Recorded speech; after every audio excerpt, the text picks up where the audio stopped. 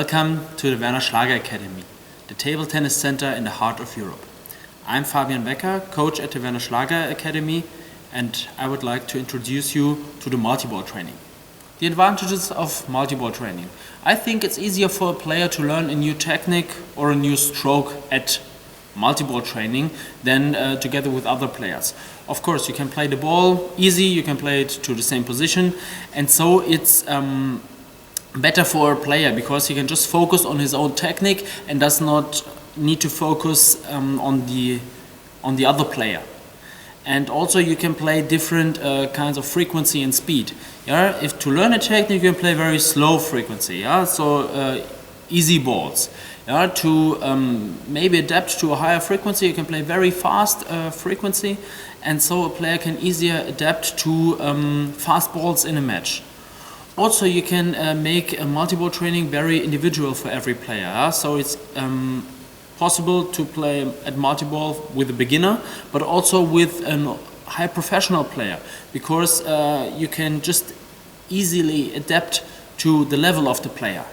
What is not so good with multiball training is that you cannot really play like in a match. Yeah, ball always comes in the same way or a similar way. Yeah, it's not that the other one gives you extra rotation or extra speed or extra good position on the table. Also, it's hard to see for me as a coach to see the legs. Yeah, so I cannot really correct the footwork. Of course, it's possible, but it's harder. Yeah, when I stand directly behind the player, I can see his footwork. If I stand here on the other side of the table and my player is playing over there, yeah, this is just, I cannot see the legs. I just see the hips and the body, but not the legs. So when I start multiball practice, first thing that is important is my position. You see now I stand directly here on the left side of the table as I'm right-handed. I usually play from here.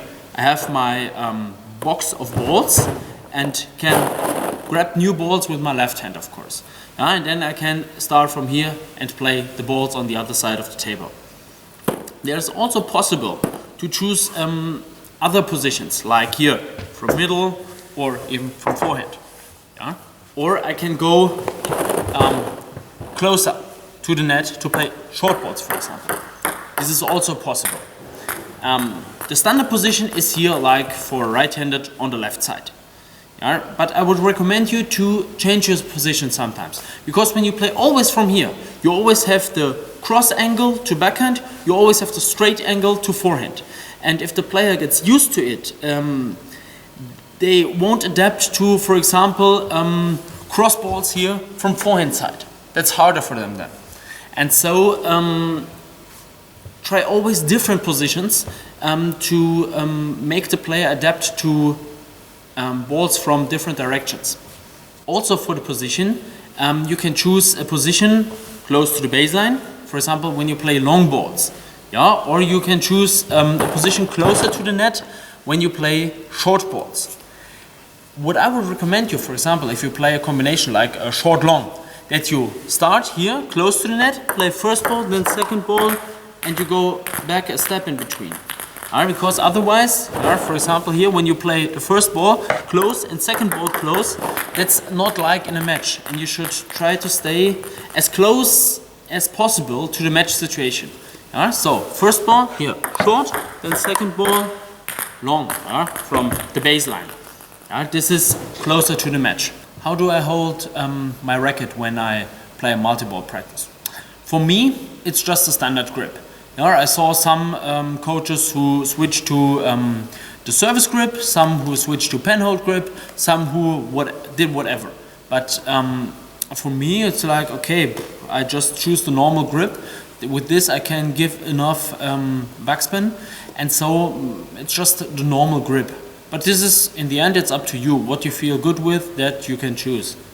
What I already said is try to stay as realistic as possible, close to the match situation, or close to how a ball flies in a match. If I start, for example, with multiple practice, and I start here like this,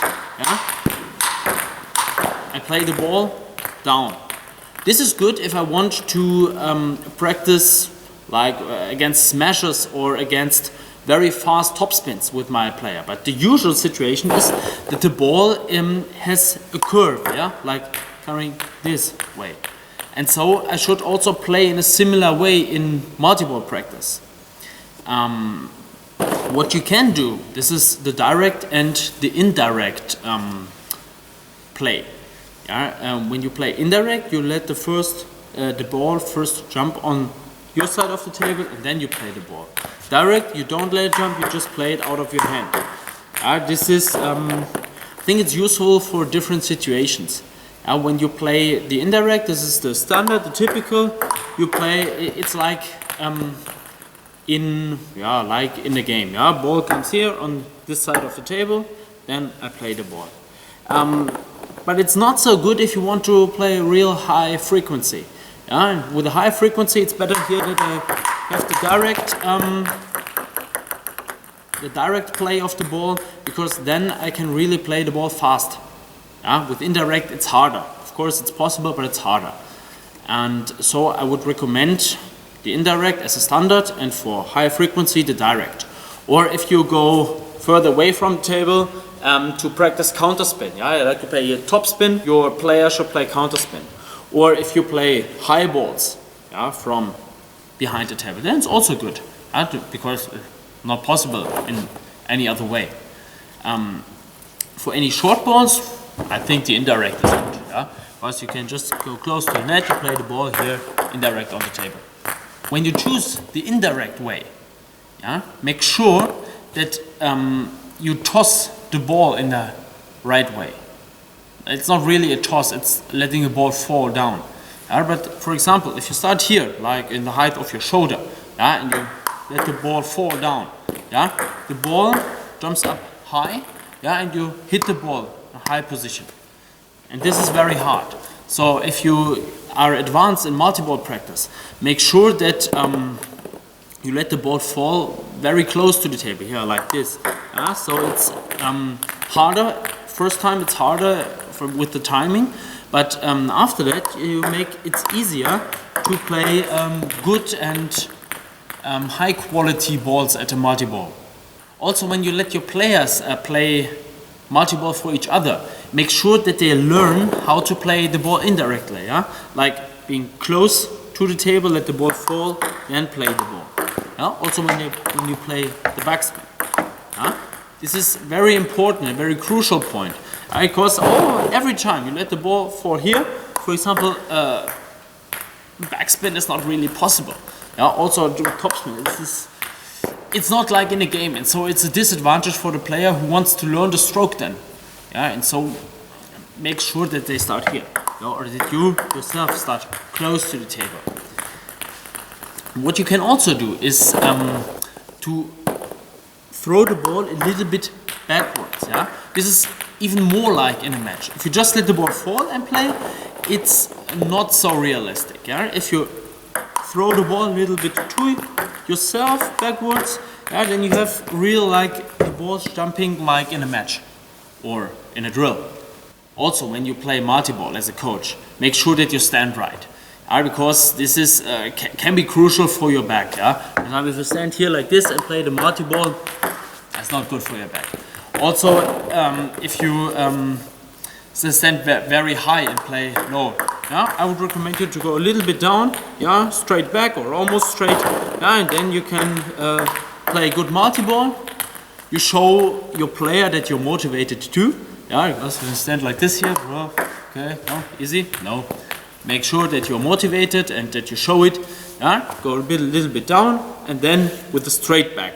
Yeah, to make sure that you don't get injuries. Thank you for watching. It was a pleasure for me, and I hope you can make use of my little advices for multi-ball practice. See you.